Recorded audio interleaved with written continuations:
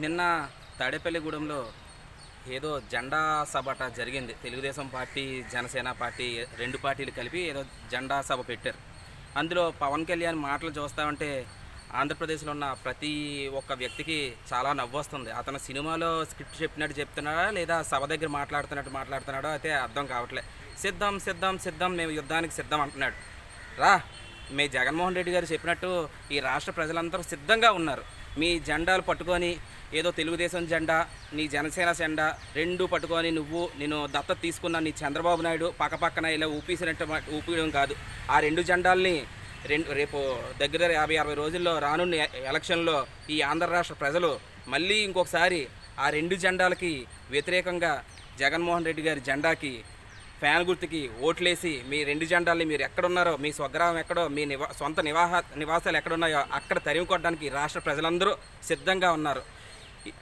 చంద్రబాబు నాయుడు అధికారులు ఉన్నారు 5 సంవత్సరాలు, 2014 నుంచి 2019 వరకు. అప్పుడు ప్రశ్నించే నువ్వు ఇప్పుడు ఎందుకు ప్రశ్నిస్తున్నావు? చంద్రబాబు నాయుడు మేనిఫెస్టో ఏమైంది? ఒకసారి వెబ్సైట్లో మేనిఫెస్టో చూపించగలవా? దాదాపు 400కు పైగా హామీలు ఇచ్చాడు. ఒక్క హామీని నెరవేర్చాడా? జాబు కావాలంటే బాబు రావాలన్నాడు. ఆంధ్రప్రదేశ్లో ఏ ఇంటికైనా ఇంటికి ఒక ఉద్యోగం అన్నాడు. ఎవరికైనా ఇచ్చాడా? బ్యాంకుల్లో ఉన్న బంగారం మీ ఇంటికి రావాలంటే బాబు రావాలన్నాడు. ఏ ఒక్కరికైనా బ్యాంకుల్లో ఉన్న బంగారాన్ని ఇంటికి తీసుకొచ్చాడా? రైతు రుణమాఫీ అన్నాడు. ఏ ఒక్కరికైనా రైతు రుణమాఫీ చేశాడా? ముఖ్యంగా ఈ రాష్ట్రంలో కాపులకు నేను రిజర్వేషన్ ఇస్తాను, బీసీల్లో కాపులను కలుపుతాను అని నిన్ను పక్కనెట్టుకొని హామీ ఇచ్చాడు.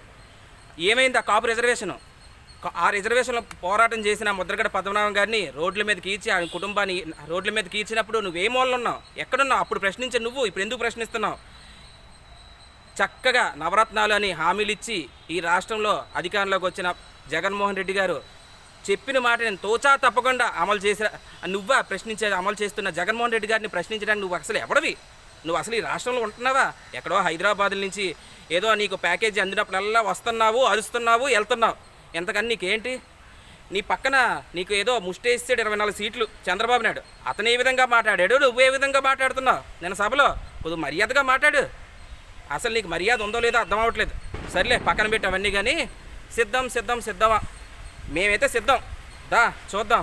2019లో ఒక్క సీట్ అంటే ఒక్క సీటు కూడా నువ్వు రెండు చోట్ల పోటీ చేసి ఒక్క చోట కూడా నువ్వు గెలవలేకపోయావు.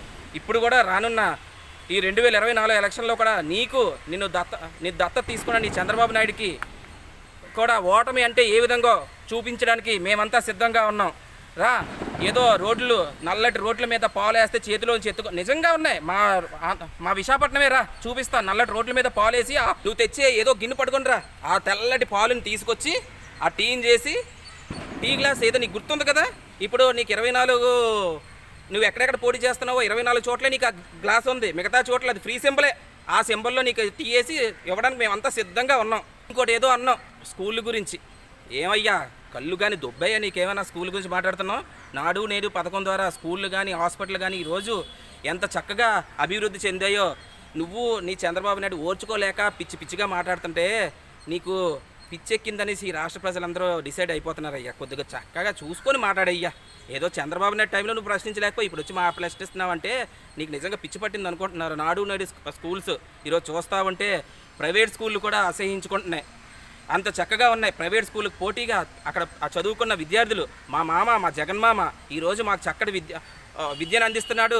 మేము వేసుకోవడానికి చక్కగా యూనిఫామ్ అందిస్తున్నాడు, స్కూల్ బ్యాగ్ ఇస్తున్నాడు, మంచి పుస్తకాలు ఇస్తున్నాడు, మంచి షూ ఇస్తున్నాడు. ఇంతకన్నా మాకేం కావాలి? ఈరోజు మా ఇల్లు పేదరికంలో ఉన్నా మేము చదువుకొని గొప్పలం అవుతాం. మా ఇల్లు అందరితోటి బాగా డబ్బున్నోళ్ళతో మేము పోటీ పడతాం, వాళ్ళకి పోటీగా మేము వెళ్తాం, మేము మంచి ఉద్యోగాలు సాధించుకుంటాం అనేసి పేద విద్యార్థులు చక్కగా జగన్మోహన్ రెడ్డి గారిని జగన్మామ నువ్వే మా మామ, మా సొంత మామ చేస్తాడో చేయడో తెలియదు కానీ నువ్వు మాకు చక్కగా చేస్తున్నావని పిల్లలు కూడా చాలా చక్కగా మురిసిపోతూ ఉన్నారు.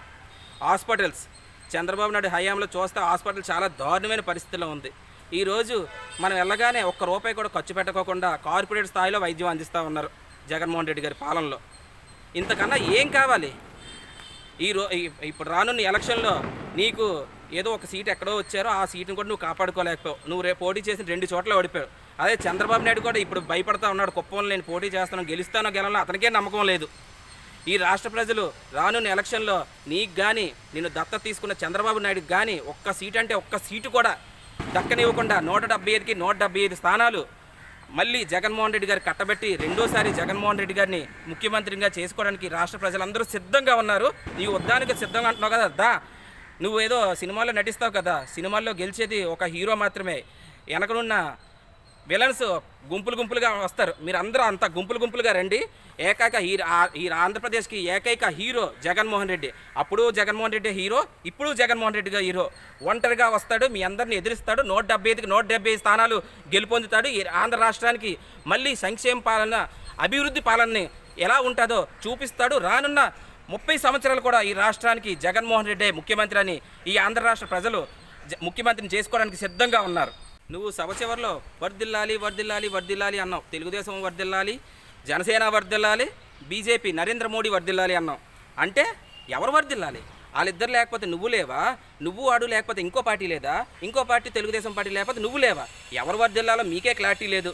రండి, నిన్న ఏవో 2 జెండాలు ఇద్దరు పక్కపక్కన ఊపారు కదా, దానికి ఇంకో 3వ జెండా యాడ్ అవుద్ది అనుకుంటున్నాం. ఎన్ని జెండాలు పట్టుకొని ఊపుతారు, ఊపుకోండి.